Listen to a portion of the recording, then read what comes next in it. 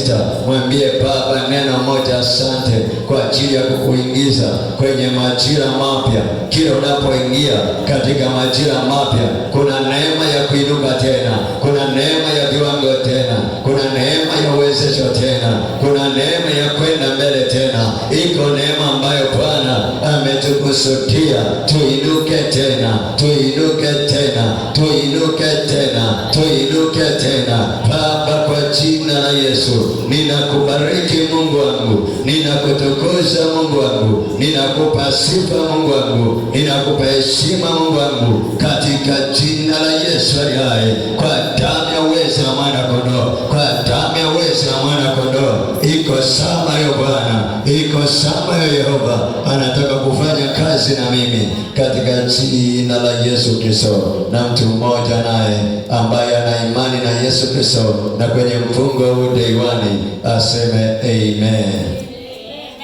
Ukiwa umeketi kwa dakika moja, neno mwambie Baba asante kwa ajili ya mfungo huu wa siku 7. Mwambie Baba, huu mfungo ni wa kwangu, huu mfungo ninavuka. Hebu nena mbele za Bwana, nena mbele za Bwana ukiwa umeketi. Mwambie Baba, kwenye huu mfungo ninaomba nivuke, kwenye huu mfungo ninaomba niende kiwango, kwenye huu mfungo ninaomba nivuke, ninaomba nitendewe. Kwenye huu mfungo wa siku 7 za kuinuka tena, ni siku zangu hizi 7 za kuinuka kibiashara, za kuinuka kwenye ndoa, za kuinuka kiroho.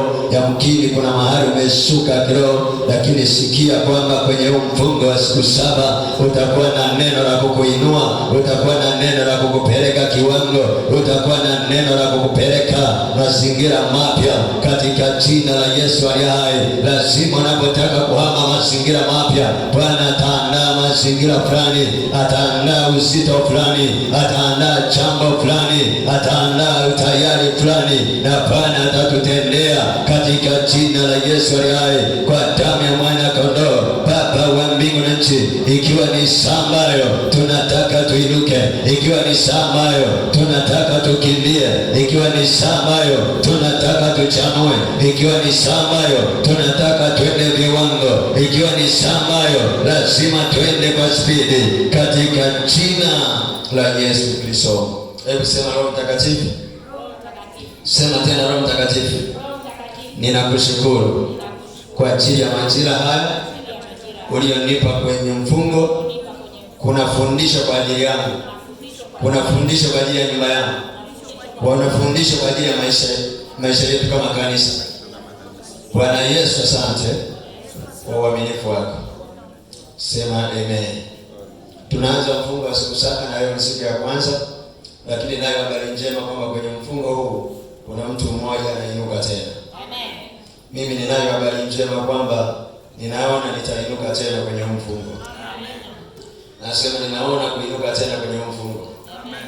Na nilikuwa ninamwambia mke wangu tulipo asubuhi saa 10 tukiwa tunaomba, nikamwambia kwenye mfungo lazima tutakuwa tunaenda kwenye phase ya mara 3. Saa 11 kamili alfajiri tutakuwa na maombi kwa familia, saa 7 mchana tuko hapa, na saa 11 jioni, na lazima kieleweke katika jina la Yesu. Amen. Vilivyokuwa vimezuiwa tusiinuke, tutainuka katika jina la Yesu. Amen. Ni vizuri unapoingia kwenye mfungo, lakini unapoingia kwenye majira ya mfungo au Mungu anapoachilia kitu kwa madhabahu, kuna kusudi la kwenda viwango vingine. Kwa hiyo lazima uandae moyo wako kwa ajili ya kupokea kitu cha Mungu alichokikusudia. Wakati niko kwenye mfungo wa Ijumaa iliyopita kwenye maombi yangu ya simika hapo, Mungu alinisemesha hili neno kwamba mwezi wa 6 utakuwa ni mwezi wa kuinuka tena. Na akaniambia tuwe na mfungo wa siku 7. Na kwenye mfungo wa siku 7 tutakuwa na ushirika wa meza ya Bwana. Kwa hiyo hata kija mtoto kija naye nyonya, tutawashirikisha meza ya Bwana kwa ajili ya kujiunganisha na huu upako na nguvu ya neema iliyo kwenye huu mfungo. Kwa hiyo ninakusihi uliendelea kuhudhuria siku ya kwanza usikose. Nataka nifundishe kwa dakika 15 au 20, alafu tutaingia kwenye maombi. Kwa sababu ni siku ya kwanza, tuwekeze kwenye maombi. Kitabu cha Ayubu, andika kitu tutasoma kinasema siku 7 za kuinuka tena. Kitu tutasoma andika siku 7 za kuinuka tena. Siku 7 za kuinuka tena. Kitabu cha Ayubu sura ya 22 mstari wa 29. Biblia inasema hivi: Hapo watakapokuangusha utasema kuna kuinuka tena. Hapo watakapokuangusha utasema kuna kuinuka tena, naye mnyenyekevu Mungu atamwokoa. Ayubu 22:29. Biblia inasema hivi, hapo watakapokuangusha utasema kuna kuinuka tena. Jina la Bwana libarikiwe. Nataka nizungumze jambo fulani, mtu wa Mungu naye nisikiliza. Iko hivi, kuna wakati kwenye maisha au kwenye safari ya hatima tunakutana na changamoto. Zinaweza kuwa changamoto za uchumi, zinaweza zikawa ni changamoto fulani, na changamoto hizo zinaweza kusababishwa na mazingira au zikasababishwa na mifumo tunayoishi inayotuzunguka, au wakati mwingine zikasababishwa na watu waliotuzunguka. Lakini Biblia inasema hivi, hapo watakapokuangusha kuna utasema. Hapo watakapokuangusha utasema, you will speak. Okay, tutafakari kidogo mimi na wewe. Umeanguka na haujasema, maana yake utabaki pale.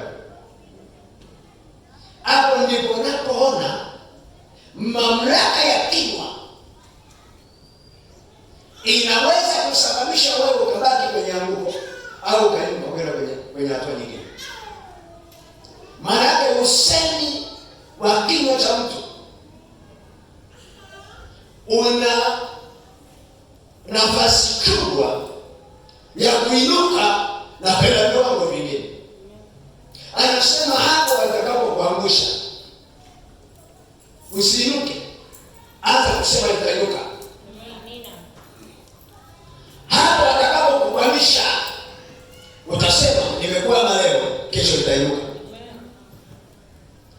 Hapo watakapokuvuta nyuma utasema ni leo nilikuwa nimelivuta nyuma, lakini kesho yangu itasogea mbele. Watu wengine wameanguka kiroho kwa sababu ya maneno ya watu. Watu wameacha kuomba kwa sababu fulani. Lakini Biblia na neno la Mungu linasema hapo watakapokuangusha utasema. Amen. Kwa neno hili napata ufunuo kwamba kumbe hakuna sababu, hakuna mtu aliyewahi kuanguka kama hakuna sababu ya yeye kuanguka. Kuna watu wamehusika yeye kuanguka kwake. Sikiliza. Unaweza kuona mtu ameacha imani, lakini kuna mazingira ya kuacha imani. Kwa nini? Shetani anatumia watu. Devil is a spirit. Yaani shetani ni roho. Nakumbuka ile Biblia ya jana anasema, kumbuka shetani sio? Maana yake ni roho. Kwa shetani kama ni roho, anaingia ndani ya watu. Anawatumia. Sasa kwa shangazi yako, aweza kama mjomba au babu au hata kidogo cha mtu yuko pale. Kikatumika kama shetani. Lengo kikuangushe. Kwa hiyo kila maanguko nyuma yake ni mkono wa shetani. Sasa wewe kwenye first point ya kuinuka ni wewe kwanza kukitumia kinywa. Maana kinywa kinatengeneza huku ndani. Kinywa kinanyamazisha maadui. Kinywa kinaweza kukunyanyua mahali ambapo ulikuwa huwezi kuinuka. Jina la Bwana libarikiwe sana. Ninapenda nikufundishe siri za kuinuka tena kule mbele kwenye siku ya leo. Iko hivi. Maisha ni mbio zilizojaa matukio mbalimbali. Ikiwa pamoja na maanguko. Yaani kwenye safari ya maisha kuna matukio mbalimbali.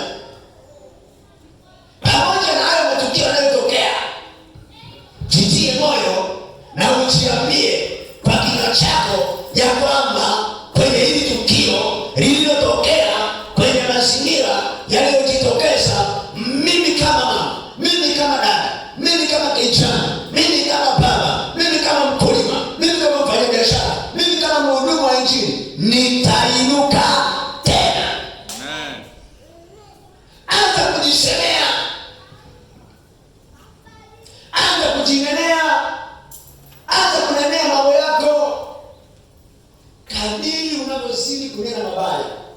ndivyo shetani anavyozidi kukusogelea zaidi.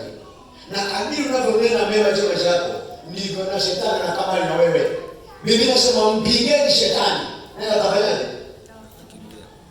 Katika ile Yakobo 4 mstari wa 7 na 8 anasema basi mtiini Mungu, mpigeni shetani. Shetani anamwambia toka shetani. Yesu alimwambia Petro, aligundua huyu ngoma sio Petro sasa hivi. Ameshakuwa mwana wa Ibilisi. Akasema rudi nyuma shetani, una mpango ni kwamba nisiinuke kuendea msalaba, nisiinuke kuendea utukufu, nisiinuke kuendea uponyaji wangu. Akamwambia rudi nyuma shetani. Maana Yesu angenyamaza, angepatikana mlango mwingine wa kumkamsha.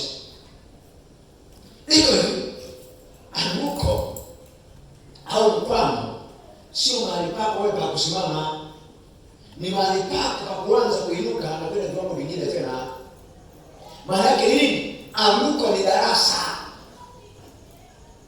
Nimesemaje? Anguko. Kwa hiyo ukianguka, ukikwama, ukiona mambo yaendi, useme niko darasani najifunza, nitatoka chekechea naingia darasa la kwanza. Na bahati nzuri nilichokuja kujifunza, ukishakuwa umepita changamoto fulani, siku nyingine ukija kuipita kama hiyo, unapita tu kama upepo. Msema hili nalo litapita, bwana nilipita leo. Jina la Bwana Yesu lisifiwe. Amen. Kwa hiyo kama wewe kulala njaa hata wiki, hata siku 3, ni maji tu ndo nalalia. Siku usimuona chai, utasema chai tu. Hapa mimi nimefunga tu kwa muda. Nina masaa ya mfungo. Kama unasikia kama ugonjwa, unasikia kama kichome, naambia wewe kichome, sikiliza. Mimi nimewahi kulazwa nikatokiwa na nini? Hiki kichome akinipeleka hospitali. Unaanza ukisemesha mapema. Manake hapo watakapoangusha wewe utaanza kusema kila unapo kama Mungu yuko kazini kwa ajili yako kukusaidia. Na ndio maana nataka kusema ukiwa na Mungu ndani yako kwamba niko kwenye mkwamo, mambo yaendi, ujue Mungu yuko kazini kukusaidia. Maana ufahamu wako, akili yako, mawazo yako, imani yako, jua Mungu yupo kazini kukusaidia. Maana kwenye kila anguko Mungu yupo. Kwenye kila anguko la Mungu yupo. Anasubiri niite nami nitakuitikia, nitakuonyesha mambo makubwa na ngumu usiyojua. Kwenye maanguko yako mwite Mungu. Yeremia 33 mstari wa 3. Anasema niite. Moja ya vitu ambavyo vinatuhamisha watu wengi, tunapopita changamoto, baada ya kuinuka na kuendelea kusema mbele za Mungu, tunalalamika na kunung'unika mbele za Mungu. Mtu atakayevuka na kutoka kwenye changamoto, moja ya saini atakayeona kwamba huyu hii ngome inavuka ni matamshi. Kwa mfano, ni kweli ulipigwa mimba na wewe mwanamke akakataa mimba, leo unalea umekosa mama, hatumi hata 200. Ukimsikiliza yule mwanamke utasikia anasema kwa kweli sasa hivi hamna wanaume wawaji, kwa kweli sasa hivi kila mwanaume ni mbwa, kwa kweli kila hakuna mtu hapa, hamna mtu ambaye ameamua kuinuka. Mwanaume shujaa na jasiri anasema mimi liwali wamekoma katika Israeli, mimi Debora nitainuka kutoa suluhisho katika jina la Yesu. Kuna namna anaongea, kuna namna fulani anaongea. Anasema ni kweli hivi ashubona na ndio mwanamke atoi matumizi. Ni kweli atoi matumizi. Ashuma alikuwa amekufa. Au mbona na kaburi ungelalamika? Ungeweza kusema kwamba hamna mwanaume? Asifiwe.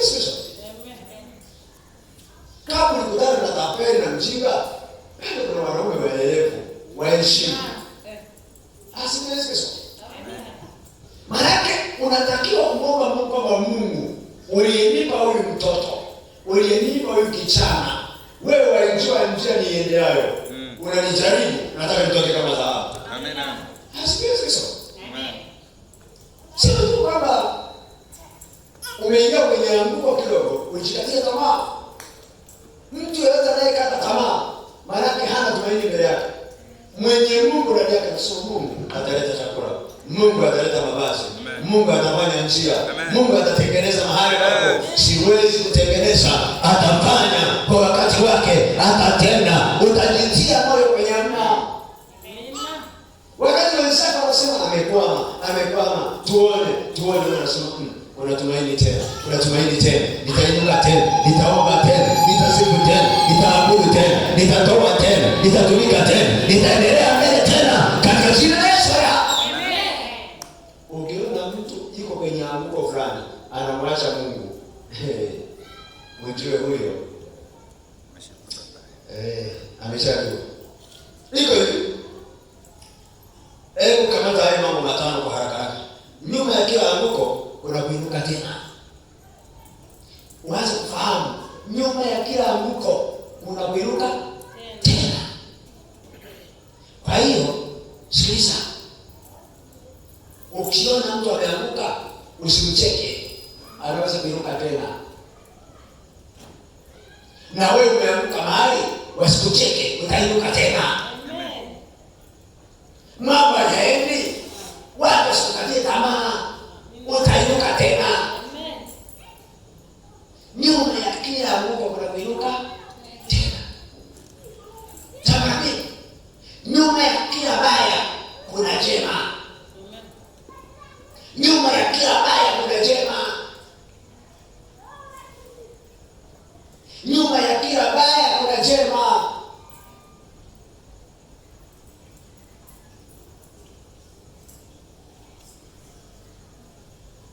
Nilikuwa nasikia ushuhuda wa mchungaji mmoja.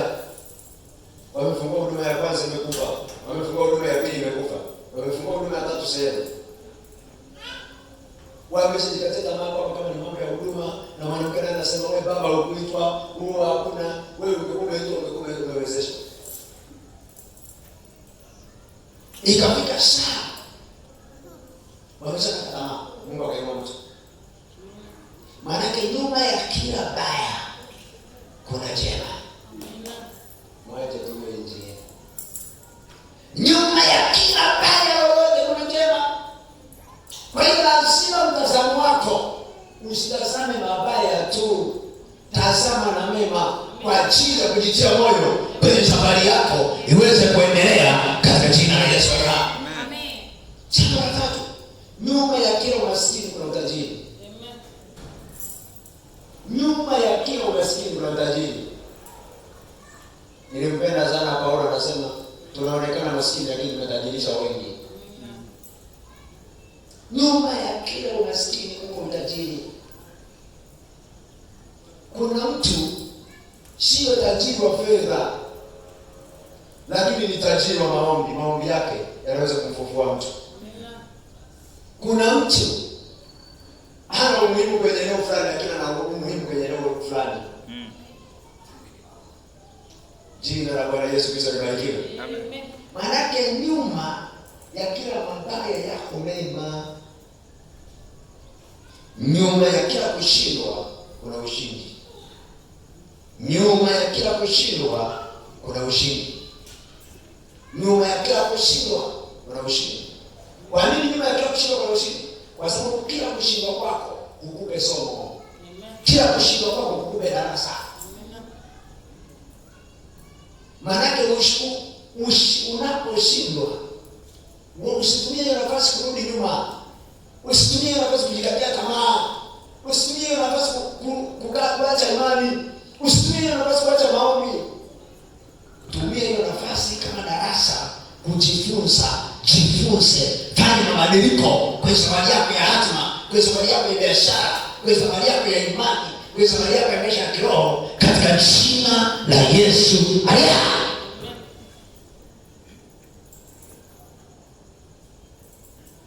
Nyuma ya kila kushindwa kuna nini? Kuna ushindi.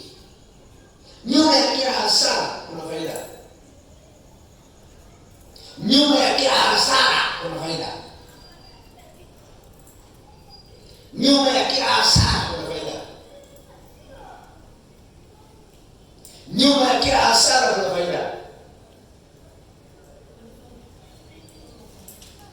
Hebu ngoja nikuulize swali.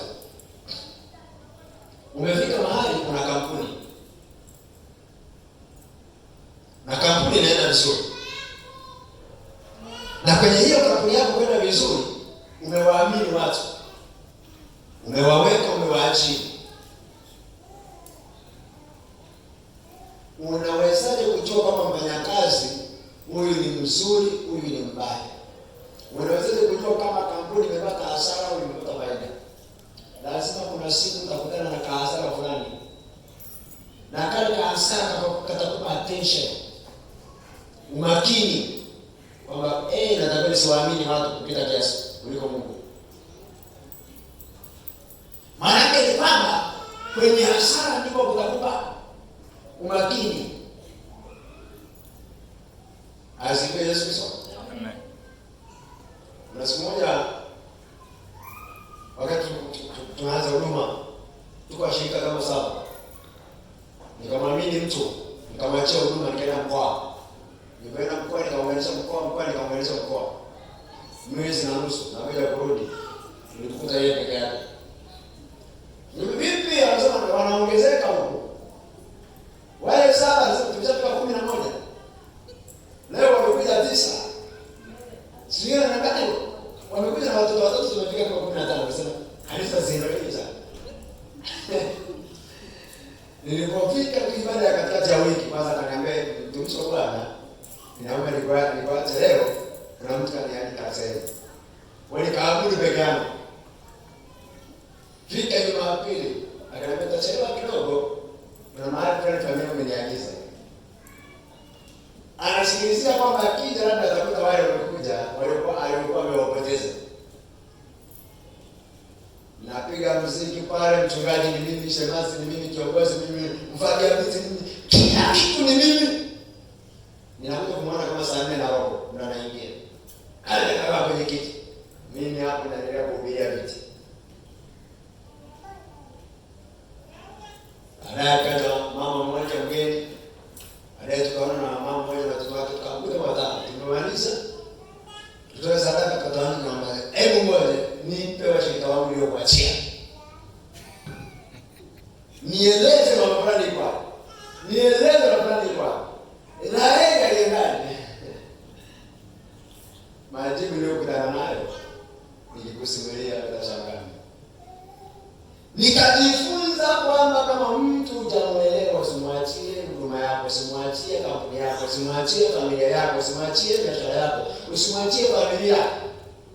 Anaweza kaya kujifanya ni shemeji yako, kumbe amekuja kutembea na mkeo. Anaweza kujifanya ni mdogo wako kabisa, unamwamini mdogo wako, unaacha pale, bwana unajua mimi nasafiri, unampikia shemeji yako, atampikia na visivyopitika. Sinaongea na mtu kwenye kuinuka tena. Maana yake ni nini? Nyuma ya kila hasara pia kuna faida. Kuna wanawake nasema umechukua tu mume. Yaani unawapata ndogo. Kwanza wewe sio mrembo. Hela hauna. Kusoma hujasoma. Yaani unatafuta kumshawishi mwanaume. Ila siku hiyo Mungu alikuangusha ndogo tu. Chukua pesa. Alafu unashangaa unaanza kucheza. Kuna siku anaweza katokea hasara fulani ili Mungu akupatie kuheshimu mume. Akupatie kuheshimu ndoa. Akupatie kuheshimu huduma. Akupatie kuheshimu kazi. Akupatie kuheshimu maisha. Kwa nini imetokea mimi? Kwa nini mimi? Kumbe nyuma ya kila hasara iko faida ya utukufu wa Mungu inakuja mbele yako katika jina la Yesu. Na nimegundua watu ambao wanapata hasara kwenye biashara, hata mia yake huwezi kuchukua. Maana yuko makini, nyuma ya kila faida iko hasara. Lakini nyuma ya kila hasara iko faida. Huwezi kutengeneza umakini kwenye biashara kama utapata hasara. Maana mahali pa anguko ulipoangukia na unaishi kama kuendelea ni ngumu. Pale ndipo unapotakiwa kuinuka sasa. Na kuinuka sio kuendelea kukiri hasara, yanatangaza yule kijana kijana aliniibia, yule mfanyakazi alifanya mabaya, yaani yule mwanaume. Nimekwambia ndio ambao tuko kwa ndoa. Baadaye ya kugeuka ukaanza kutangaza mambo kuonekana mapya, unaanza kutangaza mabaya. Maana kwa mfano nimekuita ofisini binti, unajua mimi nieleze historia yako ya mahusiano. Na nilikutana na mwanaume mmoja Simba, mwanaume mmoja mbaya, yaani mwanaume hawafai. Unaongea na mimi mchungaji kumbe mimi mwanaume na kusikiliza ndio sawa. Kwa hiyo niendaje azingeze na kusikiliza haya, Mungu akusaidie wewe na mama bwana ile. Ona bikini umezungumza vizuri. Siku nyingine akija kijana akasema nimeona maono kabla hapa kuna mwanamke hapo, umeshapigwa. Umepigwa asubuhi mchana. Mimi nimesema hapo kusudi akasema hata vijana wa wengine wanapenda. Tunataka kuoa. Nilikuwa hapa kama umepita. Anasubiri nyombe. Akaniona maono kwa yule, nikamwambia maono. Uwe tayari kwa 1, 2, 10. Akasema kwa hapo. Ngoja niendelee kuomba baba. Kwa nini? Kuna watu mliamkia babaya, mtabaki pale pale kwenye ubaya. Baada ya kugeuza ubaya kuwa uzuri.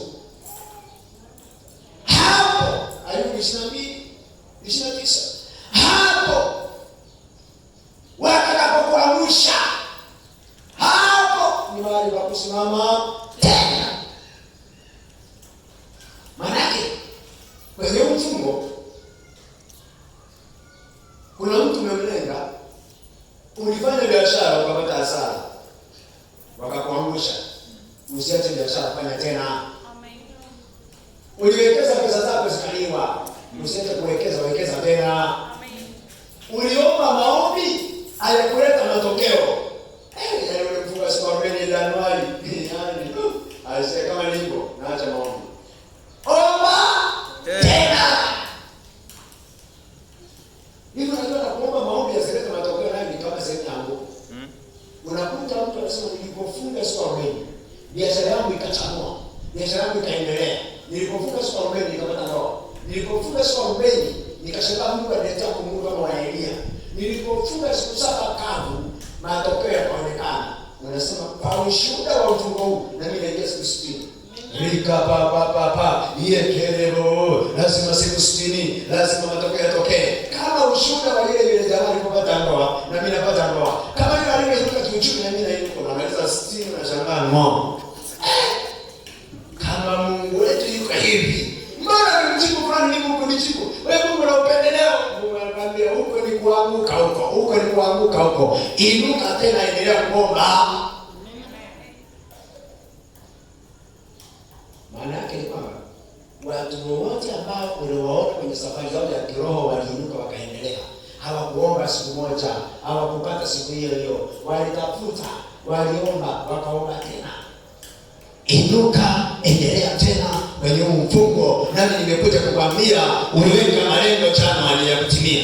Uliweka malengo Februari ya kutimia. Uliweka malengo Machi ya kutimia. Labda na Aprili na Mei ya kutimia. Lakini ninalo neno moja la kukwambia kwenye Juni hii, kwenye hii Juni, mwezi huu wa 6, inuka tena, endelea kuomba, inuka tena, tumikie Mungu, inuka tena, endelea kuabudu, inuka tena, fanya biashara, inuka tena kwenye safari yako ya imani. Bwana bado yupo kazini kwa ajili ya maisha yako. Katika jina la Yesu, usikate tamaa, usichoke, usizimie mtu wa Mungu. Kataa kuzimia, kataa kurudi nyuma, kataa mabaya, kataa. Inuka tena na maomba, inuka tena na maomba katika jina la Yesu. Amen. Nilikuwa nasikia ushuhuda wa mama mmoja amekaa kwa ndoa yake miaka 18. Ameshangaa anakuja kwa asubuhi baada ya kuondoka. Yaani ile wamekuja tu kidogo. Umebaki na mabegi yake ya nguo, mama yuko na yake na watoto. Kwa hiyo alikuwa asubuhi nafikiri yuko sebuleni. Amebeba begi, na asha gari yake kaenda kazi nisho. Mama alikuja kuamka asubuhi. Baba fulani vipi? Na kama tukorofishana kidogo. Umeambia kwa natafuta nafasi. Baba hata kaondoka. Alipofika huko nasema kwa Elisha, piga simu piga na wewe. Alipohamia hapa juu, anajaribu kufuatilia kazini. Anasema, yuko huko kazini. Walipoona kama nataka nitakuja. Sinakuachia nyumba, sinakuachia kila kitu. Ndio nakutumia na mshahara. Sio nataka mshahara ile. Anaomba ATM. Anasema kwa mwezi tutakuwa naingia. Sina shida naye. Kwa hiyo baba akifanya kazi, baba anaona tu chamta. Mshahara ni ngoja na nusu nyingine. Hana shida na hela. Mtu ambaye ameshakamatwa hawezi kuwa na shida na hela. Anakumbuka mwaka wa kwanza mama watu kaanza kulia. Mwaka kakata. Na kila kitu akasema tuende na mambo yaendelea kuomba hiyo ni amko lako. Lazima kisha unavuka. Mimi kama ndivyo akirudi mwaka wa kwanza sitampokea na mambo mchungaji ambaye mjinga. Akirudi utampokea kama mume tena vizuri tu. Asifiwe Yesu Kristo. Amen. Kwa hiyo mwaka wa pili piga maombi. Siku moja anakuja pasta mmoja mgeni kwa ile kanisa. Akaanza kumwambia yule mama, naona hilo lilikuwa ni sehemu ya jambo lako na sasa majira yameisha. Unapoondoka leo jioni na mwana mumeo ameshakuja nyumbani. Mwaka wa ngapi? Akampokea. Wakafanya matengenezo, wakaanza kuishi tena. Ila wewe tu ukikorofishwa kidogo, unasema ni kweli hapa sina mume, ni kweli hapa sina mke, kweli hapa sina ndoa, ni kweli hapa sina mtoto.